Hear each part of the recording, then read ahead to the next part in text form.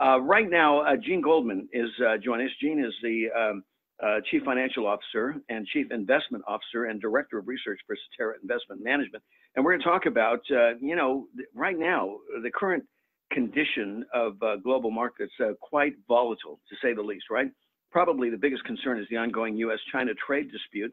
And Gene is here to talk more about it and what we should do as we pause for just a moment. I mean, after all, who can believe we're halfway through 2019? Has this year been quick? We say this every time, but it just, something about the clock, it just keeps on going. But here we are to take a look at a mid-year market outlook. Gene, welcome to the show. How are you?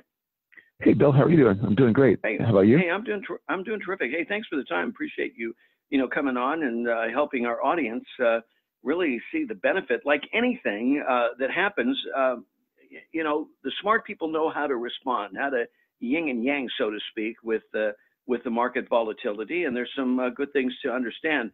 So speaking of the remainder of the year, we're here at the mid-year. What do you see for the markets looking ahead for the remainder of this year and into 2020? So, thanks, Bill. So let me go grab my crystal ball and just give you exact market perspective. You want music? Should we have some music? Lilting music in the background, Well, the good news is not an 8-ball, so that's a key point. Okay, so our perspective, so we just finished our mid-year outlook, and what we're saying for the balance of the year is the only thing that we can accurately predict is market volatility. Volatility will pick up. And we say this because our mid-year outlook is called mixed signals. That means we're seeing a lot of mixed signals in the economy and the markets. Case in point, economic data, while it's good, it's starting to cool down. Manufacturing data is cooling down. You're looking at inflation data is cooling down. So data is cooling. It's good, but it's still cooling.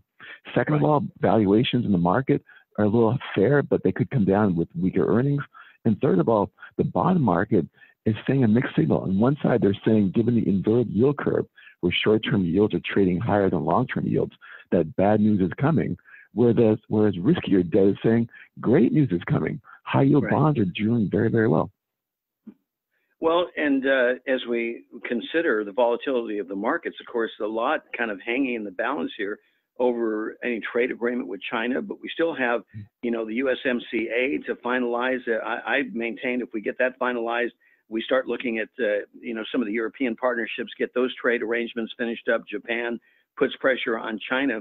And God forbid that we have a little bit of cooperation in D.C. If we did, I think that Katie bar the door. I mean, we could end up really, spiking up pretty aggressively if we had just a little bit of cooperation. That's my optimistic outlook. But you're the genius. I mean, so I'm going to yield to you. I love your optimistic perspective. I'd say we're probably a little more cautiously optimistic on our side. And the reason we say this on the positive, yes, the trade war we think will be resolved soon. This weekend's G20 meeting is extremely important, and both sides have suggested that they will come to the table negotiating correctly. But we do believe it will end soon, the trade war, because data is weakening on both sides, U.S. and China. Stock markets have been affected. We saw it happen in May. And then demographics in China. China is trying to convert to a consumer-driven economy. And the news is that this trade war is really impacting this transition. Well, it's a tough thing for them because, they're very comfortable with their paradigm. They've been operating that way for decades. And all of a sudden, it's like somebody waking up and saying, God, I'm fat. And you do something about, well, it took you a while to get there. So it's going to take you a while to get out of it, right? And the same thing. there has to be this cultural shift. Now, there's agitation and dissatisfaction there on the ground level in China, as there is, whether you look at North Korea. Of course, they have a way of stamping that kind of attitude because they'll send you to a camp and get you adjusted pretty quick, one way or another. But same thing with Iran. All this saber rattling, the stuff coming out of Iran, it's because they're trying to get some cover and tell the populace that, hey, everything's all under control. We've got the Americans right where we want them, right? Yeah, and the markets are seeing this. You look at, Iran makes a great point. Oil prices have, they've hovered. They've not rallied like you would expect during this uncertainty in the Middle East. But at the same time, gold is as high as level since May of 2013. All on concerns about these issues you've focused on, Iran, North Korea. So definitely some concerns. Mm-hmm. Well, so what is your advice for investors in Sure. reconciling, this volatility. Yeah, I think, as an investor today, clearly we are in the longest bull market ever. So stocks have done very well coming out of the Great Recession. The fallout from this is that we have a little more risk in our portfolios. So let me give you an example. Let's say that you're a 60-40 investor. So long term, you believe in 60% stocks and 40% bonds. Given this appreciation, this 10-year rally in the market, a lot of us have portfolios with 90% stocks or 80% stocks. Use the opportunity today to rebalance back to your long-term investment objectives. So if you're 60-40, now you're 80-20, go back to 60-40. Take some of that risk off the table because, yes, I know, Bill, you're very optimistic, but anything can happen. So, right. No, you're exactly. I like that. You're exactly right, and I think that's the big takeaway out of this conversation. I hope everybody's taking notes here. And I don't blame them. I mean, it was a smart move to go 80-20. I mean, things are going, it's robust, and that's where the gold is, so you go for it. But now's the time to recalculate, and I think that's wisdom there. Gene, thank you for sharing that. That's definitely my pleasure. Thank you so much, Bill.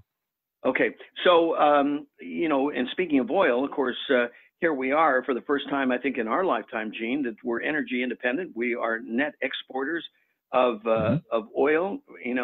I mean, this is all because of Donald Trump and his administration. I mean, if that wasn't the case, boy, with what Iran is doing in the Strait of Hormuz and what they're threatening to do, I mean, this could be volatile. Yeah, you're definitely right. Think about oil last year, the fall of last year was at $74 per barrel. Then it dropped down to 62, and then now it's about $58 per barrel. So again, any type of issue, you would expect oil to jump. And the good news is that we were producing, back in 2012, we were producing about 6 million barrels per day. Today, we're producing about 12.2 million barrels per day. That's definitely, to your point, energy efficient, energy independent. Exactly. Well, let me ask you, what do you see in your crystal ball? I know, well, you got it. I know it's not an 8-ball, because the 8-ball, see, all the Democrats, they have that down in Miami. They're looking at that, they're shaking, they go, okay, what's going to happen? What do I need to say? Anyway, will the U.S. economy suffer as a result of the current trade tariff situation? What do you see there? It will. I think it already has suffered. You're already seeing weakness. You're seeing yields come down in treasuries. You're seeing manufacturing data. I think we saw manufacturing data at a 2-year low. It's concerning, but it's affecting us. It's affecting retail sales. It's even, think about tariffs. Tariffs are basically an inflation. It's a cost on you and me and the consumer. What was really difficult is that a lot of companies, when the trade war started, tariffs were increased on U.S. imports. A lot of U.S. companies, what they did was they raised prices. They didn't keep prices low to gain market share. They raised prices to match these tariffs. Exactly. So this is, yeah. No, and that's only reasonable. It makes sense. So hopefully, being my optimistic self that you pointed out, Gene, I left myself so vulnerable with you. Usually, I'm not. I'm not that open with people.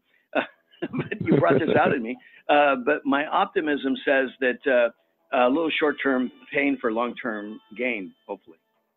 Exactly. That makes sense. And the Fed's on our side. That's a good positive to be optimistic. Well, and I know a lot of farmers, and as you say, industries are looking, and that's what they're betting on, because it's something that they've been complaining about for decades, and now we're doing something about it. So it's like, oh, okay, if we don't do it now, then let's just, let's just shut up and keep going along and being led by these outside forces instead of something here, domestically, right?